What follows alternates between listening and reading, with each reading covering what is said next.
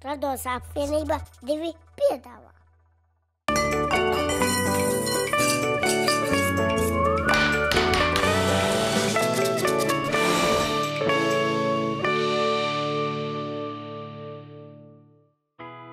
Čau! Čau! Mani sauc Rāvs, un tas ir mans brālis Martins.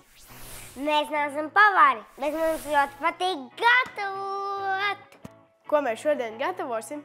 Želikaņčiņas, lācīšus, kaķīšus, sirsniņas, ķepiņas. Jā, mums ir arī kaut kādi megalācīši. Un mums ir parastie lācīši, un mums ir mini lācīši. Bet pirms sākam gatavot, vispirms braucam ciemos. Laižam!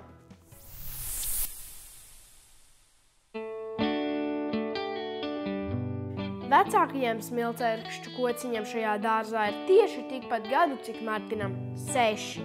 Taču augumā tas jau krietni pāraudzis mūs abus. Un savos plecos, jeb zaros, spēja noturēt 5 līdz pat 10 kilogramu sogu. Viņš jau uzreiz dod ogas. Ir tā, ka smilcēkšķi ir jāpaciešās un jāgaida. Smilcēkšķi sāka ražot 3. gadā, parādās nedaudz odziņas, bet tā, teiksim, daudz ogas jau parādās jau 4. gadā. Tā kā tas ir ļoti lēns process. Kādēļ tik mazā odziņā ir tik lielas sāklas? Tanī sēkliņā un miziņā slēpjas smilcēkšķu ķēļa. Svarīgākais savienojums, kas ir iekšā smilcēkšķu odziņā. Smilcēkšķu ķēļu izmanto kosmētikā, medicīnā, pārtikā. Tas ir ārkārtīgi svarīgs savienojums. Tur iekšā ir ļoti daudz dažādu vitamīnu un svarīgas lietas. Ja es ēdīšu daudz šīs te ogas, es būšu vesels? Ja tu apēdīsi 8 odziņas katru dienu, tad tu būsi vesels, bet tev ir vēl jāsporto un veselīgi jāēd arī citas lietas. Kad ogas ir iekrāsojušās spilgti oranžā krāsā, tās ir nogatavojušās. Un tād šajos dārzos sākas lielais ražas vākšanas laiks. Kā tās ogas novāc? Pirmais veids vienkārši ņemam ar rokām un knibinam viņas nosti. Tas ir diezgan sarežģīti un lēni. Bet otrs veids ir, mēs vienkārši ņemam šķēres, izvēlamies konkrētu vālīti, nogriežam to, atzarojam un liekam kastē iekšā. Un tad jūs nogriežat visus zarus? Visas zaras mēs negriežam. Ir tā, ka, ja mēs griežam, vācam ogas ar šķērēm, tad drīkst nogriezt tikai pusi no koka. Ja mēs nogriezīsim visus zarus, tad koks ies bojā. Tāpēc puse ražas paliek uz lauka. Mēs viņu novācam vai no rokām, vai arī atstājam putniem, jo arī putniem gribās veselīgas vitamīnas. Smilcēkšķi ir vienas no vērtīgākajām ogām pasaulē. Tās spēj uzmundrināt gan ķermeni, gan prātu, palīdz cīnīties ar slimībām, un smilcēkšķos ir 5 reizes vairāk C vitamīna nekā citronos. Kāpēc tev tādas brilles? Šīs brilles ir drošības brilles, jo, kā izrādās, viss smilcēkšķis ir noklāts vienos ērkšķos. Un tad, kad es nāku ogas lasīt vai arī griezu zarus, tad man ir jāuzmanās no šiem ērkšķiem. Katrs zars beidzās ar ērkšķi, katrs vecais zars beidzās ar ērkšķi, un zem odziņām arī ir ērkšķi paslēpušies. Tāpēc tas ir tāds drošības jautājums, un bez brillēm dārzā nākt nevar, lai ērkšķis neiedurās. Es gribēšu griezt kādus no tiem. No vienas puses izstāst pēc oranžas kukurūzas. Jā. Ļoti labs salīdzinājums, tā arī ir. Es varu paņemt? Skaties, tātad viss, kas uz leju, to drīkst griezt, vai ne? Šis ir uz leju, jā, liec te šķēres, te, un griez. Kad zariņš ir nogriezts, tas jāatlapo, jeb jāatbrīvo no zaļajām lapiņām. Nenogriez man pirksti tikai, jā? Man noderēs pirksti. Griez tālāk. Griez šo zaru te nost, jā. Hops. Tagad tur ir šādi vālīti. Redzēji, ērkšķi apakšā ir zem ogām. No tiem jāuzmanās ir.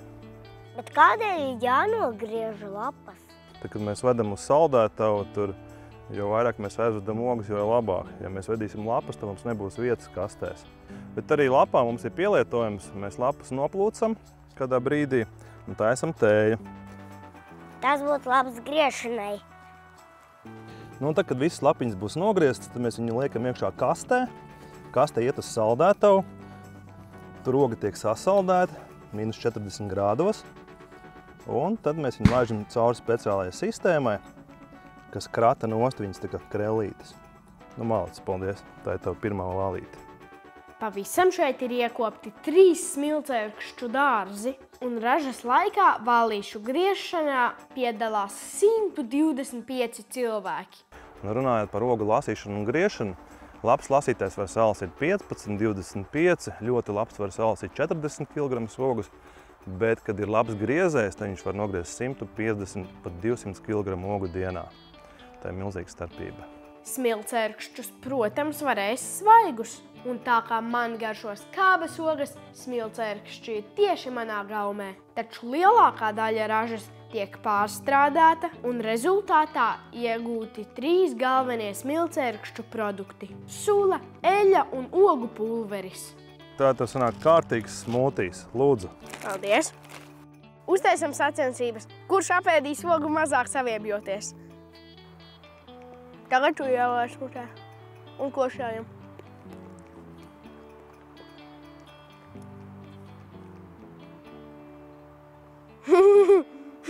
Es neviebos.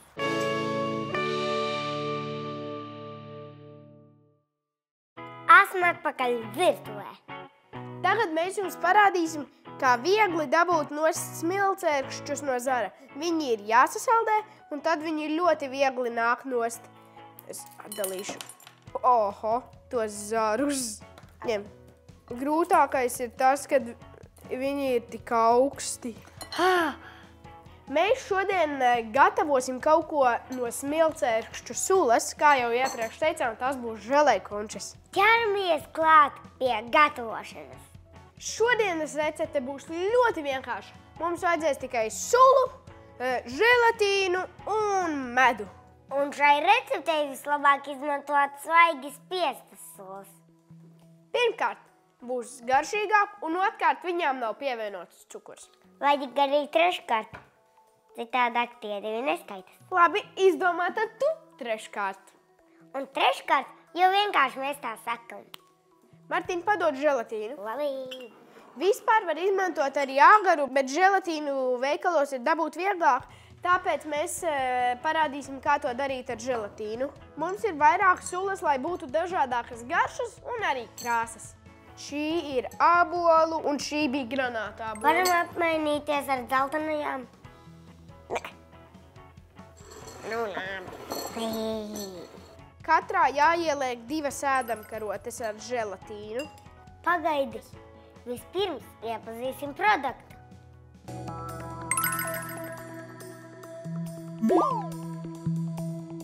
Želatīns ir ēdiena recinātājs. Tas ir gatavots no dzīvnieku kauliem un ādām. Taču vēl viens tikpat labs recinātājs ir agara pulverītis, un to iegūs no īpašām ūdens zālēm. Abus šos produktus var izmantot gan sāļajos, gan saldajos ēdienos. Ar to palīdzību top gan kūkas, krēmi un želejas, gan gaļas un zivs galārti. Taču, lai recepte izdotos, rīkojieties tā, kā rakstīts uz paciņas.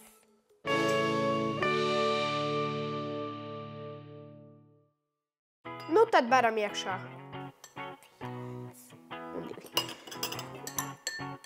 Es samaisīšu. Un tagad noliksim, kamēr uzbriedīs. Mēs te bišķi tā kā ķīmiķi darbojamies. Martin, kas tev tur pavārīja? Želatīna vārīja. Redziet, viņš jau paliek tāds biezs. Tagad mums viņi visi ir jāuzsilda, bet nedrīkst uzvārīt, jo tad želatīns zaudē savu spēku. Izvēlamies vienu, liekam iekšā, sildam, bet viņš nedrīkst sākt vārīties. Un smilcērkšķim mēs pieliksim arī medu, jo viņš ir tāds ļoti skābs, viņš ir ļoti intensīvs, lai nav, tā būs vienkārši garšīgāk. Slādz iekšā. Un viņš ir diezgan intensīvi jāmaisa, lai tas medus ātrāk izkust. Un tas želatīns arī, lai nepaliek tādā lielā kunkulī. Man liekas, jau ir. Man arī laikam. Es jums parādīšu, kā jāsapilda formiņās. Tu saspied, ieliec iekšā palaid vaļā un turi šādi. Šādi, ne šādi. Un lēnām piepildi. Un, ja gadās putes, tās iekšā nelaižam. Man arī ļoti patīk pildīt.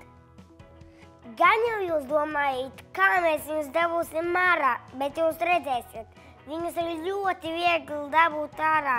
Kad būs gatavi, būs tikai jāpaceļ, jāpieliek pirksts apakšā, jāpaspiež un būs ārā.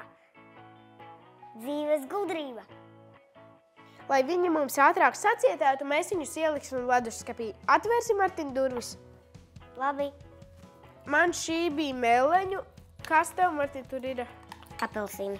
Un šīm končām labāk taisīt tādas sulas, kuras ir tādas, piemēram, kā meleņu vai Martinam apelsīnu. Kāda mums bija smilcērkšķu, kurām tās krāsas ir izteiktākas, tām būs smukāk. Un atkal intensīvi maisam un atcerieties, viņš nedrīkst uzvārīties. Man jau ir izpusis. Pildam iekšā. Atcerieties, tas jādara uzmanīgi. Es tagad pildu apelsīnu sulu. Protams, šis ir tumšāka, jo formiņai ir tumšāka krāsa. Manējā meleņu ir ļoti tumša. Ralf, uzmanīgāk, lēnāk. Ja jums nav speciālo formiņu, tad jūs varat pamēģināt, piemēram, ledus trauciņos, kādās citās mazās formiņās. Viņu pat var izliet uz pannas kā vienu lielu plāceni un pēc tam sagriezt gabaliņos. Mēs tagad uzkarsējām ar jābolu. Viņš ir tāds dzīdrs, caurspīdīgs. Mums sanāks caurspīdīgi lācīši. Jā, un atcerieties, mums šīs visas ir svaigās sulas. Uztaisīsim arī lielas gumiju končas. Pastīsimies, vai viņus vispār sarecēs.